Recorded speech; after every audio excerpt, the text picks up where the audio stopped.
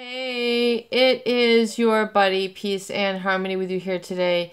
And we're zooming in and focusing in on a great viewer question. And that was really a comment that they are really emerging after being depersonalized for 12 years, being in a relationship with a severe narcissist or psychopathic relationship. And you know what I'm talking about. When you are depersonalized to the point where your voice doesn't matter, your voice is not heard. It's like you're in the middle of a forest, no one hears you. Does the tree fall? Is it heard? You're like the tree that's fallen, but nobody hears because there's no receptors for your feelings. When you're in a relationship with a narcissist or a psychopath, there really is a lack of empathy. There's no sounding board. There's no heartscape. There's no heartware. I love that as a viewer comment. They call it heartware. There's no heart sort of energy as a receptive to feel and be as like a sounding board, because really it is like a sounding board or a mirroring back of your feelings. So the mirror neurons in the brain begin. Neurons are like the tiny cells in your brain. They're called neurons. That's what the cells are. You might have cells for heart cells and occipital cells. I mean, there's so many different types of cells. They all differentiate and become their own function. But they're in the narcissist and the psychopath, the motor neurons that they have that mirror and echo the feelings of another are help you to connect with another and feel the feelings of another and be able to listen and respond empathetically.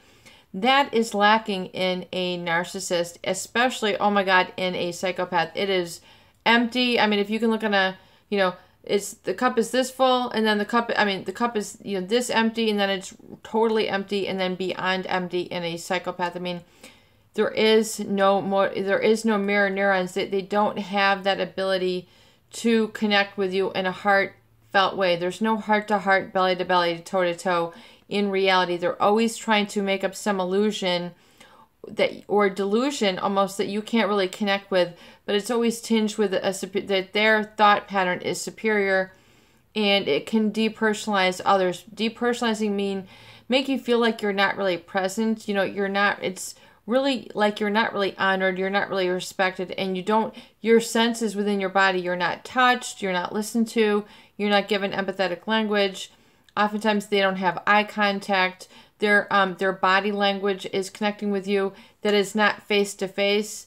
It's always, they're always turning their back and yelling at you, so you have to go to them. I mean, that is a very manipulative technique as the body language, where they don't even, come to the room to speak to you. They're bending over, and yelling, and so you're supposed to come in and look at them bending over, and then you're supposed to come.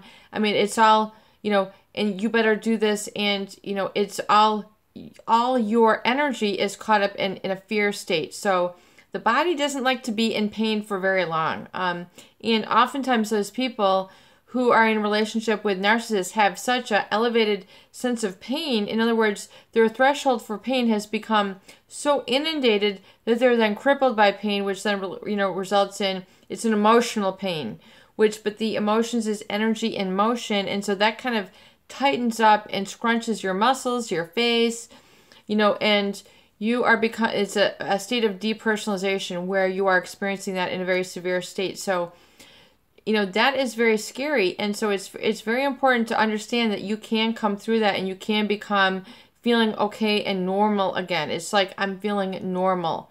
I'm not being yelled at. I'm not being scolded. I'm not being scoffed at. I'm not being sneered at. And I'm not being...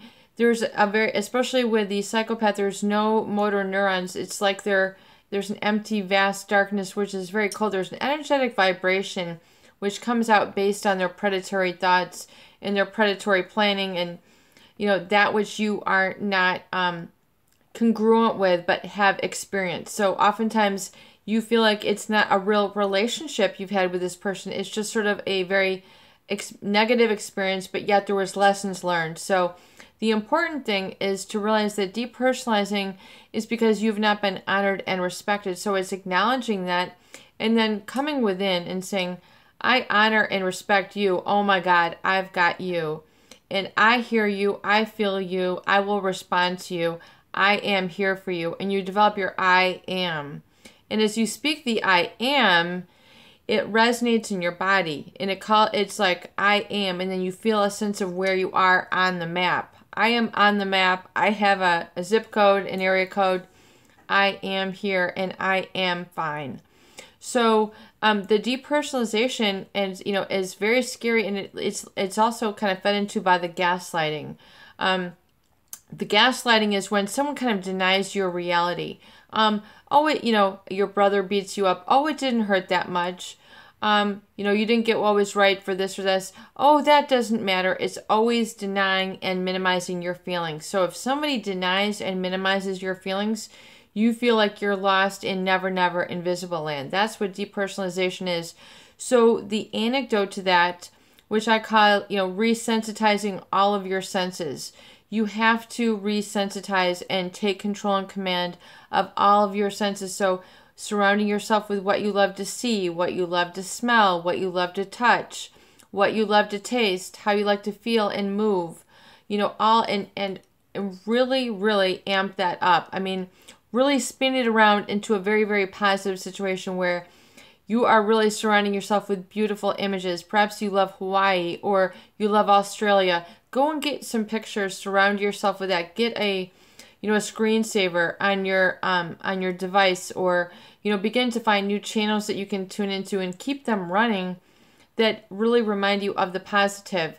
Give yourself new clothing that resensitizes your skin, that has a very, very soft, silky texture.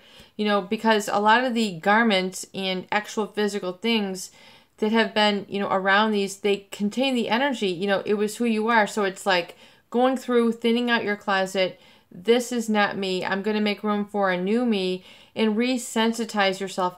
Get rid of all of the items that, if you are in a no contact state, you need to get rid of all the items that this individual gave you or is kind of trying to keep with you. If you have a child with this person, that's okay. I'm not talking about that. We've talked about that on another video where we talk about how important it is to have your own healthy connection with a child. But get out all of the negative stuff that was associated with them, so you have a clean space. You have a clean space to work with. And furthermore, you need to take action steps to really resensitize yourself. Realize you've been through a really tough time. This was not easy. No one really gets you here. I mean, this is sometimes people, they suffer very much alone, and they're wounded, and you've tried so hard. So it's a time to stop the trying and just allow the being. So if you can allow the be state and say, I am, you're using that verbalization, which sends a ripple effect. It sends a command down to the body. Oftentimes you need to do that. I am safe. When you say that, your vibrations are healing your body from the inside out. It's like the core, your inner self is hurt, it's scarred, it was injured, it was wounded by these things that people said or did, or how they treated you, or how they ignored you and depersonalized you. The ultimate, like I would say, on my dentist ceiling, he used to, it was a saying, ignore your teeth and they'll go away. I mean, it's the same type of thing. If you have been ignored, it's almost like you feel like someone wants you to go away. And those critical statements, which are depersonalizing, the body takes as an attack. So just like as if a tiger was running, towards you and wanting to devour you, you were on that tiger's menu, and you're like, running for your life. It is that anxiety and that agitation, which is oftentimes that state is stayed in for so long that it causes, all these backaches, neck aches. You've got degenerative disc disease. You've got multiple sclerosis or cancer. You've got, something, because your body is just trying to stay in that fight or flight. And then the cortisol is just surging through your body, which is, your body is not meant to be on that hyper state. But especially now in the information age, when we have so much information coming at it, we really have to filter what we want to come in and don't allow out. Push out, those feelings and people and statements and inner critical advisors or whoever, get them out. And repersonalize yourself, resensitize yourself, getting things, surrounding yourself with all of your senses. Say, did I get all my senses in today? Did I go and I get healing food? Did I get healing scents? Did I get healing visions? Did I give that to myself today? and begin to give that more to yourself and just be like, woo, yes, I am healed. I am becoming personalized. I am. And then it'll help to dispel that fear, because oftentimes when you focus on that, fear and joy can't really exist simultaneously. So when you feed that healing, you'll be in a state of joy and you'll dispel the state of fear. You won't be living in that space. Fear don't belong here no more. Fear ain't got what I'm looking for. I'm kicking fear to the curb. I don't care if, fear rolls away down the street and into a bucket or into a stream or wherever he's going, but that is not me. That has no place here. Goodbye, fear. Go on to the light. You are my brother. Go on. Push it away. Send it away. Give it a farewell. You need to, have the closure yourself. And when you have the closure yourself, you begin to enter your humanity, your personhood. And then you can begin like your productivity. But it's very scary to be in that state. But realize there's things you can do. And oftentimes it has to begin with the being. It has to begin with the affirmations. I am magnificent. I am joyous. I am blissful. I am wonderful. I am with the angels, and I am experiencing a little bit of that mystical realm, and I'm part of the sublime. I'm part of the infinite intelligence. I am whole, and I have all my senses intact, and I love my senses, and I feed and nourish my senses daily. These are the sort of commands you want to give yourself. Because if otherwise, you'll find, and it's very painful, but the narcissist or psychopath will have negative commands that they have given you. Hateful commands. You are incredible. You are ridiculous. Or whatever the negative commands that you had heard, you'll oftentimes find that if you have been depersonalized for that long of time, you will be living out their commands against your will. That's part of the whole cognitive dissonance, is that you're doing something against your will, but you're not able to be in touch and in tune with your will. So it is very scary, because you can't really be responsible for yourself when you're in that directed state. You can't be accountable to yourself. You almost feel like you can't manage your own life.